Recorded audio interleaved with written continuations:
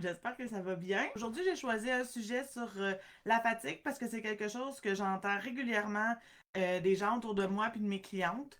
Donc, je pense que c'est quelque chose qui est important à savoir, les bases, puis quoi faire pour entretenir notre énergie naturelle. Fait qu'aujourd'hui, je vais vous parler de ça plus profondément. Donc, c'est ça. Aujourd'hui, j'ai décidé de vous parler de la fatigue parce que c'est quelque chose qui est très présent à ce temps-ci de l'année. Il y a des gens que la luminosité qui a baissé dans le temps d'hiver peut affecter plus certains que d'autres. Puis, dans la société, je pense que le fait d'avoir beaucoup d'énergie, d'en faire beaucoup, de forcer, de pousser, c'est très quelque chose qui est véhiculé beaucoup. Fait que je pense que de remettre un petit peu les pendules à l'heure, c'est important, puis c'est utile aussi, pour pas se comparer aux autres. Parce qu'il est important de comprendre, c'est que le niveau d'énergie d'une personne à l'autre va varier beaucoup. Moi, naturellement, j'ai beaucoup d'énergie si je suis alignée dans ce que je suis. Si je vis des émotions difficiles ou que je me désaligne ou qu'il y a des problématiques qui viennent dans ma vie, je vais naturellement avoir moins d'énergie. Mais à la base, je suis quelqu'un qui a beaucoup d'énergie. J'ai une amie, par exemple, que elle, l'énergie est très, très, très limitée. Donc, il faut vraiment qu'elle choisisse où est-ce qu'elle met son temps et son énergie, justement, pour être capable de préserver son énergie pour les choses importantes parce qu'elle ne peut pas en gaspiller parce que la batterie revient rapidement à zéro. Fait que c'est vraiment intéressant de pouvoir voir notre énergie exactement comme une batterie de téléphone cellulaire.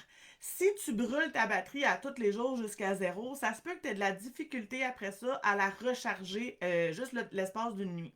Donc, quand on n'a pas beaucoup d'énergie, c'est important de pouvoir comprendre que peut-être que toi, tu fonctionnes quand il reste deux coches à ta batterie d'énergie pour être capable de la renouveler à tous les jours. Moi, je sais que s'il reste juste une coche à ma batterie d'énergie, je sais que pendant la nuit, je vais la renouveler. Mais à tous les jours, je ne vais pas nécessairement aller la brûler jusqu'à la dernière coche du bas.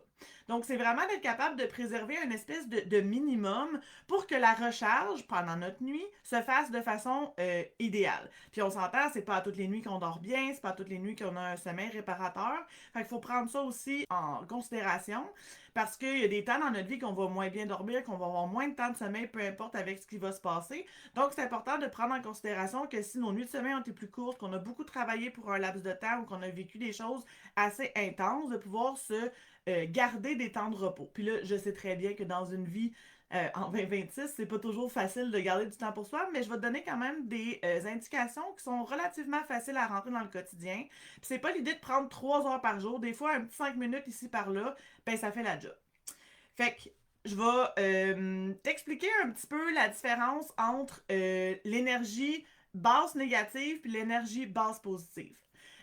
En général, il y a 4 types d'énergie. Il y a la positive haute et basse et il y a la négative haute et basse. Quand on est en énergie haute positive, t'es dans la création, ça va bien, t'as de l'énergie à revendre, là, ça déborde, déborde, déborde. Par contre, ton corps et ton esprit ne peuvent pas maintenir cette haute énergie positive-là à temps plein. Donc, si tu ne tombes pas volontairement en basse énergie positive, qui est un petit temps de cocooning, un petit temps de repos, la méditation, l'écriture, tirage de cartes, peu importe, faire un puzzle, quelque chose qui va t'amener dans un calme, mais doux, automatiquement, ton corps, quand il va avoir trop été longtemps en énergie haute positive, va tomber en énergie basse négative. Puis c'est là que ta batterie s'affecte, si tu veux. C'est qu'elle tombe toujours dans l'espèce de petite coche rouge. Puis c'est très long, ben c'est plus long de remonter en énergie positive basse ou positive haute. Donc, on veut vraiment aller chercher une espèce de descente volontaire dans cette énergie basse positive-là pour être capable d'entretenir notre batterie, puis pas brûler notre batterie pour avoir après ça de la difficulté à recharger cette énergie-là, finalement. Fait qu'il y a plein de petits trucs pour tomber en énergie basse positive. Comme je te dis, tu peux aller marcher en nature, tu peux prendre du temps en connexion avec ton animal à le flatter. Fait que c'est au début, si tu n'as pas beaucoup d'espace dans ton quotidien, c'est de prendre des 5-10 minutes à ton heure de dîner, avant de te coucher, peu importe. Mais c'est de garder en conscience que si tu gardes toujours un rythme effréné, puis à un moment donné, il va falloir que tu réussisses à prendre une petite journée tranquille pour être capable de recharger tes batteries. Donc, je sais que dit comme ça, c'est très très simple à faire, puis que dans la réalité, ça ne l'est pas nécessairement, mais c'est important de comprendre qu'on a besoin de s'accorder un petit peu de temps à soi pour être capable de fonctionner dans un temps plus prolongé, finalement. Fait que je sais pas, toi, si c'est quelque chose avec quoi tu as de la difficulté, de la fatigue qui revient beaucoup, si c'est juste passager, si peut-être tu as une dépression saisonnière puis que la lumière, la luminosité t'affecte particulièrement, ou si c'est le fait de juste avoir des petits tags que tu sais que là, il y a eu beaucoup de choses un petit peu désagréables, la famille était malade, il y a eu des problèmes avec les enfants à l'école, peu importe, puis qui fait que dans ce temps-là précis, tu es fatigué, mais qu'en général, tu es capable de garder une bonne énergie en général. Ce qui est important aussi de pouvoir identifier, c'est quelque chose qui va, ben dans le fond, ce qui va drainer ton énergie, puis ce qui va aider à remplir ton énergie.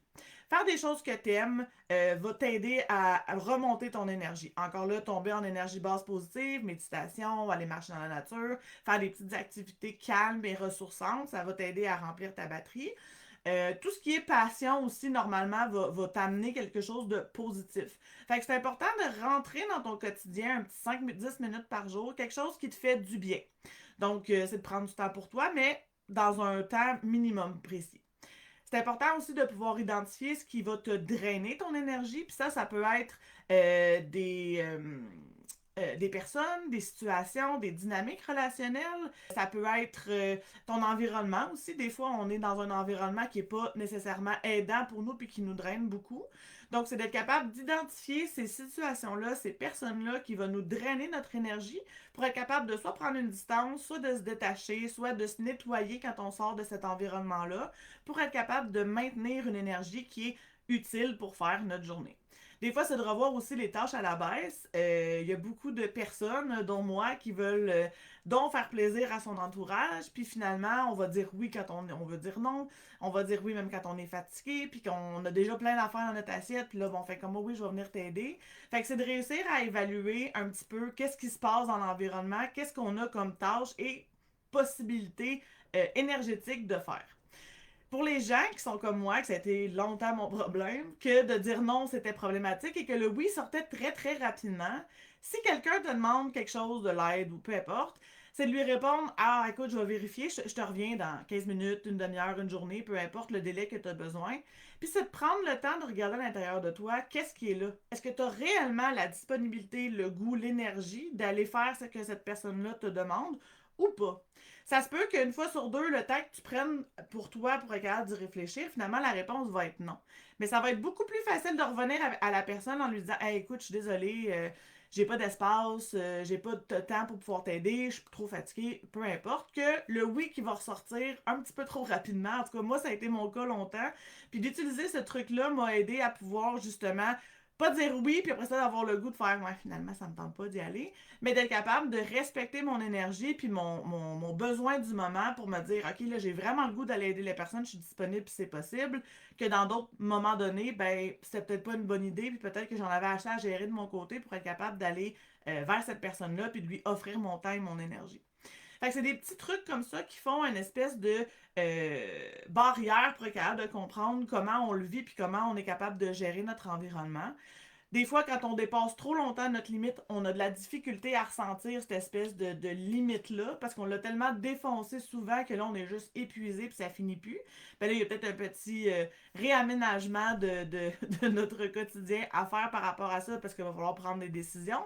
On le sait, si on prend pas de décision, ben la vie la prend pas mal pour nous autres. Le fait de ne pas prendre de décision, c'est de faire un choix finalement. Fait que des fois, c'est juste de pouvoir remanier sans nécessairement tout enlever puis de faire du gros gros ménage, mais de remanier, voir nos priorités pour un temps peut-être, puis de changer un petit peu nos habitudes pour être capable de prendre soin de notre batterie énergétique finalement. J'aimerais savoir si vous avez déjà ressenti ces périodes de fatigue là, qui durent plus que 2-3 jours, là, qui durent quelques semaines, une espèce de petit brouillard mental, de on se sent pas bien, de c'est un petit peu difficile à gérer. Mais c'est ça, est-ce que vous prenez le temps de redescendre en énergie basse positive? Moi, c'est ce que je faisais pas au début.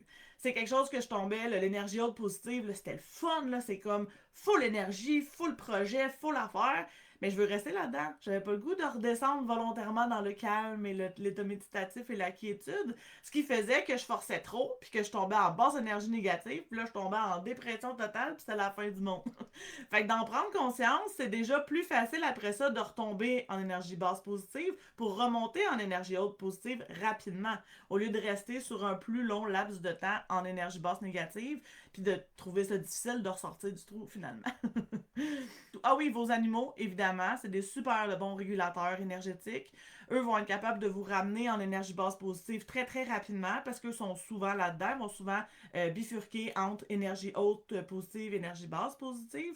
Donc, d'être capable de se réguler avec eux, c'est quelque chose qui peut être très très aidant si vous avez la chance d'avoir un animal à la maison, évidemment. Le message, dans le fond, central du fait de la fatigue, c'est vraiment de se dire qu'il y a quelque chose à aller réajuster, d'être capable de pouvoir aller vers une espèce de conscience de soi, d'écoute de notre corps dans ce qui est là. Puis je pense que c'est pas quelque chose qui est nécessairement très vu, très fait dans la société, là, le fait de respecter ses limites. C'est beaucoup de se pousser, de faire plus que l'autre, de se comparer. Donc, c'est vraiment de retourner à soi-même puis de voir, toi, ton niveau d'énergie en général ressemble à quoi? Est-ce que tu respectes ta batterie? Est-ce que tu es tout le temps en train de la vider pour avoir de la difficulté après ça à la recharger? Puis qu'une espèce de fatigue chronique s'installe dans ton quotidien. Fait que si tu veux partager en dessous de la vidéo ce que toi tu ressens comme niveau d'énergie ou comme comment toi tu te sens dans les derniers jours, là on voit qu'entre moi ici le soleil commence à revenir, donc c'est toujours aidant pour le niveau d'énergie. Puis si vous avez des questions, gênez-vous pas. Je vais vous souhaiter une très belle journée et à bientôt. Bye bye!